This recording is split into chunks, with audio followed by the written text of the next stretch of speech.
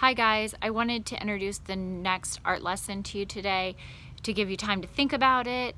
You can just view the videos today because it's pretty crummy outside. You probably aren't going to want to start working on this project in the rain. So this project for Earth Art was inspired by an artist named Andy Goldsworthy, and you've been able to view some examples of his work if you've clicked on any of the other YouTube links that I put up. There's also a photographer that I want you to have the opportunity to learn about. So this photographer documents the Earth from above. He takes pictures from an airplane or a helicopter of what the Earth looks like in different places around the world.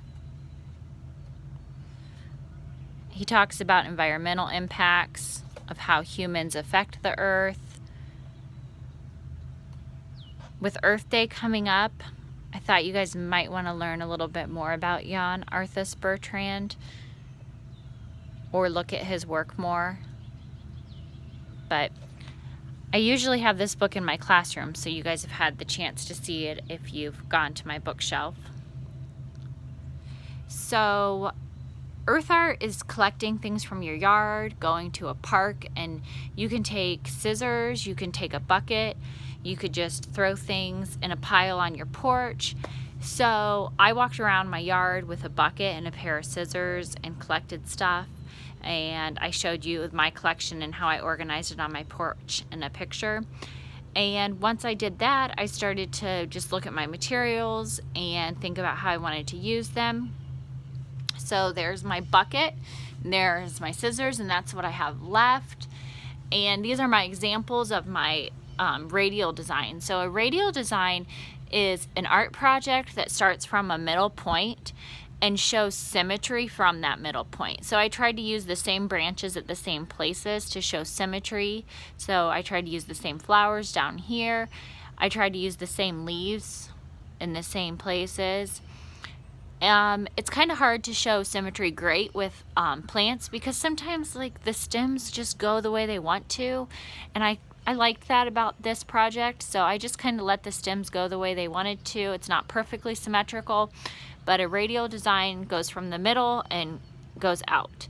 So that was my example of radial design Earth Art, and I tried to show symmetry in that. This design is probably my favorite. This is a spiral design. So what I did for this one is I broke up little flowers from a dead plant that I found in my yard, and then I put it right in front of my welcome sign at my front door so that it would just be a beautiful artwork to see for the day. So a lot of times when you create land art or earth art, it's not a permanent installation. That means it's not a permanent artwork that's going to be there forever. So I probably won't leave these two designs on my front porch for the rest of my life, but I might leave them there for a couple days and then sweep it up and put it in my compost pile. So don't be upset if your parents don't keep your art in your yard or on your porch for the rest of your life, because earth art isn't necessarily a permanent artwork that we're going to save for the rest of our life. So I hope you have fun this week with this assignment.